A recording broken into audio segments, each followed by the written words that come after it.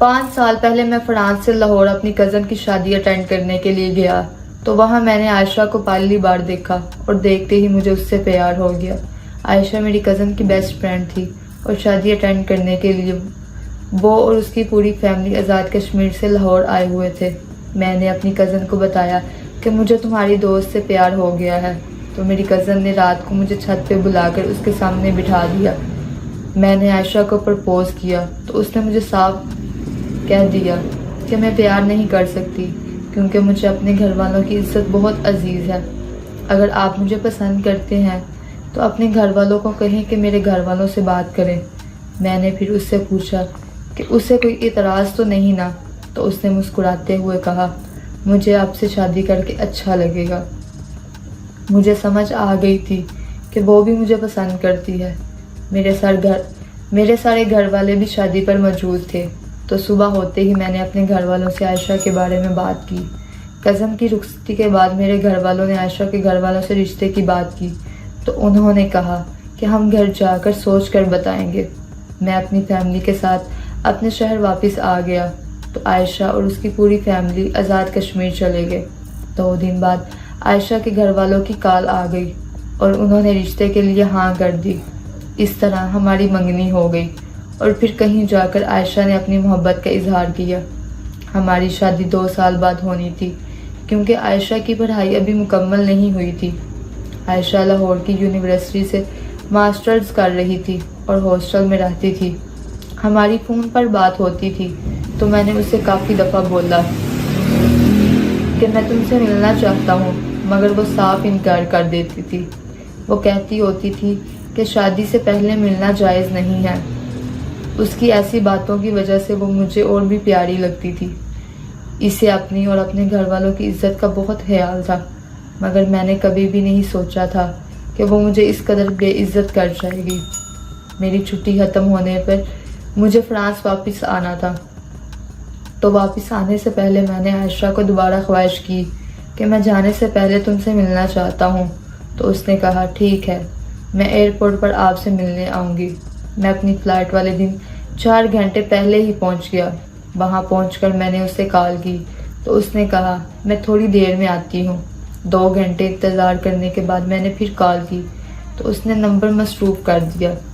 1 گھنٹے بعد وہ میرا نمبر بار بار مصروف کرتی رہی اور پھر اس نے کال اٹینڈ کرتے ہی کہا میں نہیں آ سکتی، تم چلے جاؤ۔ اس سے پہلے میں کچھ اور کہتا اس نے کال بند کر دی۔ میں نے دوبارہ کال کی تو اس کا نمبر بند جانے لگا۔ مجھے کچھ سمجھ نہیں آ رہی تھی کہ وہ ایسا کیوں کر رہی ہے۔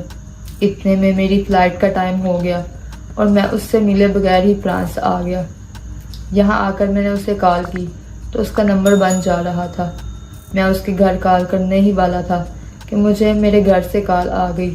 امی نے بتایا کہ عائشہ کے گھر والے آ کر رشتہ توڑ گئے ہیں۔ یہ سن کر میرے پاؤں تلے تو زمین ہی نکل گئی۔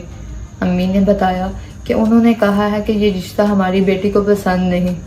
امی مجھ پر غصہ ہونے لگی کہ تم نے ہی عائشہ کو کچھ کہا ہوگا۔ میں نے امی کی کال بند کر دی اور عائشہ کے گھر کال کی تو ان کا نمبر بھی بند جا رہا تھا۔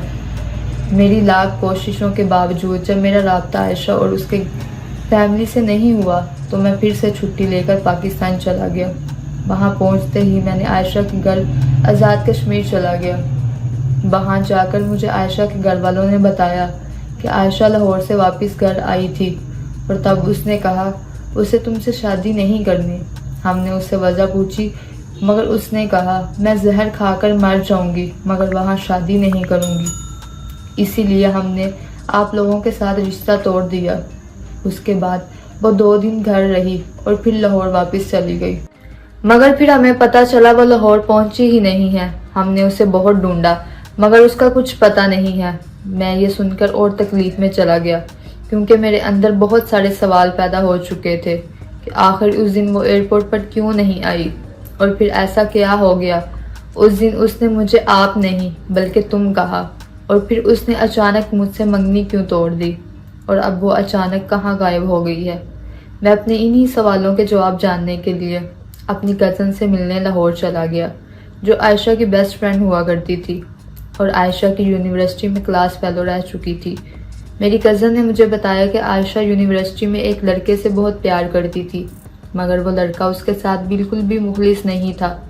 میں نے عائشہ کو بہت سمجھایا کہ وہ لڑکا تم سے محبت نہیں کرتا، مگر اس بات کو سمجھنے تک وہ اپنا سب کچھ گنوا بیٹھی تھی۔ پریگننٹ ہونے کا سن کر اس لڑکے نے عائشہ کو چھوڑ دیا۔ عائشہ نے اس کی بہت منتیں کی، مگر اس نے ایک نہ سنی۔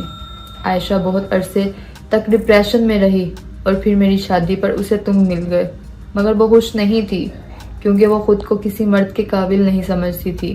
وہ تمہیں یہ سب بتانا چاہتی تھی، مگر میں نے ہی اسے منع کیا تھا کیونکہ میں چاہتی تھی وہ اپنے کل کو بھول کر آج میں جینا سیکھ لے۔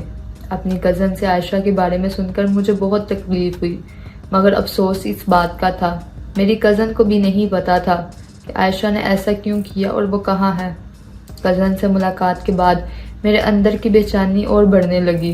میں اپنے گھر آیا تو لوگ طرح طرح کی باتیں کر رہے تھے کیونکہ لوگوں کا منگنی ٹوٹنے کا پتہ نہیں تھا، اور دوسری طرف عائشہ کے گھر والوں کی عزت مٹی میں مل چکی تھی۔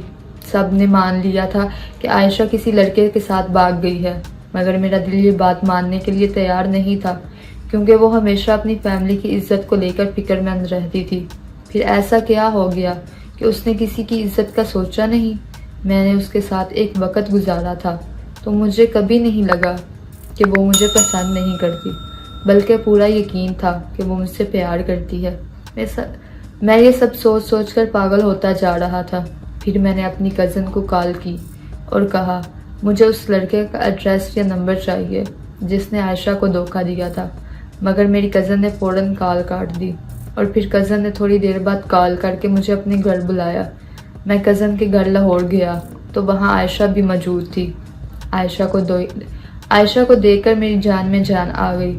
پھر عائشہ میرے پاؤں میں بیٹھ گئی اور روتے ہوئے کہنے لگی کہ مجھے معاف کر دو، میں نے تمہارے ساتھ بہت غلط کیا ہے۔ میں نے اسے چپ کروایا اور پھر بولا بتاؤ تو صحیح ہوا کیا تھا؟ تو وہ کہنے لگی کہ تمہاری کزن نے تمہیں سب بتایا ہوگا۔ میں لڑکے سے بہت پیار کرتی تھی، مگر اس نے مجھے دھوکہ دیا، میرا استعمال کر کے مجھے چھوڑ دیا۔ میں ہر روز اسے یاد کر کے روتی رہتی تھی۔ مجھے لگتا تھا کہ میری زندگی ختم ہو گئی ہے۔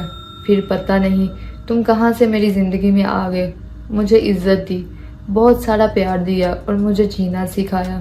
ہماری منگنی کے بعد میں نے تم سے ملنا چاہتی تھی، مگر مجھے لگتا تھا کہ اگر میں تم سے شادی سے پہلے ملوں گی تو تم بھی اس کی طرح استعمال کر کے چھوڑ جاؤ گے۔ میں مانتی ہوں تمہیں لے کر میری یہ سوچ غلط تھی، مگر میرے ساتھ جو ہوا اس کی وجہ سے میرے اندر ایک ڈر بیٹھ گیا تھا۔ میں تم سے ملنے کے لیے ایئرپورٹ آ رہی تھی، اس لڑکے کی کال آ گئی، وہ مجھ سے ملنا چاہتا تھا، میں خود کو روک نہیں پائی۔ میں اس سے ملی تو وہ مجھ سے معافیا مانگنے لگا، میں نے اسے معاف کر دیا، اور پھر تم سے منگنی توڑ کر میں نے اس سے شادی کر لی۔ میں گھر سے بھاگنا نہیں چاہتی تھی، مگر مجھے پتا تھا میرے گھر والے نہیں مانیں گے کیونکہ لڑکے کا فرقہ اہل تشیع ہے جبکہ ہم اہل سنت۔ عائشہ کی ساری داستان سن کر میرے پاس کہنے کو کچھ نہیں تھا۔ مجھے اس بات پر افسوس ہو رہا تھا میں نے سب کی بات مان لی ہوتی تو کبھی عائشہ سے ملاقات نہ ہوتی اور نہ ہی میں اتنی تکلیف میں ہوتا۔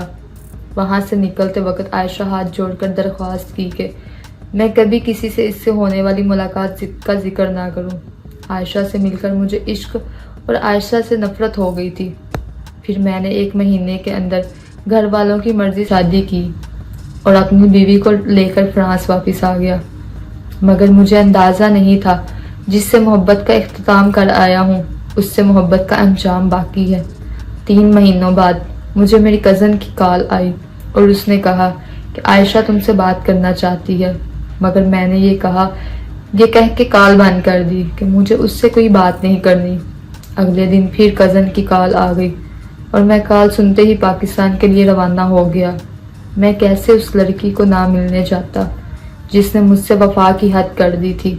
کزن نے کال پر مجھے بتایا کہ یہ سچ ہے کہ عائشہ کی زندگی میں ایک لڑکا آیا تھا جو عائشہ کو پریگننٹ کر کے چھوڑ گیا تھا، مگر وہ لڑکا دوبارہ عائشہ کی زندگی میں کبھی واپس نہیں آیا، بلکہ جس دن عائشہ نے تم سے ایئرپورٹ پر ملنے آنا تھا اسی دن عائشہ کو پتا چلا کہ اسے کینسر ہے اور کینسر کی آخری سٹیج چل رہی ہے۔ اس دن میں عائشہ کے ساتھ تھی. وہ بہت روئی مگر اپنے لیے نہیں بلکہ تمہارے لیے، کیونکہ وہ جانتی تھی تم اس کی موت کا صدمہ برداشت نہیں کر پاؤ گے. عائشہ کو کینسر اور ابورشن ٹھیک نہ ہونے کی وجہ سے ہوا تھا. ابورشن کے بارے میں کسی کو نہ پتا چلے اسی لیے وہ سب کو چھوڑ کر میرے گھر رہنے لگی، اور تم سے عائشہ نے سچ اس لیے چھپایا تاکہ تمہاری زندگی خراب نہ ہو. اسے اپنی موت کا دکھ نہیں ہے کیونکہ وہ کہتی ہے مجھے میرے کیے کی سزا مل رہی ہے. وہ اس بات پر بہت روتی ہے کہ تم اسے آخرت میں بھی نہیں مل سکو گے کیونکہ وہ خود کو دوزخ کی حقدار سمجھتی ہے. کزن نے بتایا میں تمہیں یہ سب بتانا چاہتی تھی مگر اس نے کہا تھا جس دن تم نے کسی کو بتایا اس دن میں تمہارا گھر چھوڑ کر چلی جاؤں گی. لیکن اب وہ اپنی زندگی آخری سانسیں لے رہی ہے. شاید اب اس کے گھر آنے کی امید بھی ختم ہو گئی ہے، اسی لیے میں نے آج سب کو سچ بتا دیا. تمہیں اس لیے بتا رہی ہوں کیونکہ وہ تمہارا نام بار بار لے رہی ہے. ہو سکے تو اس کے جانے سے پہلے آ کر ایک بار اس سے مل لو.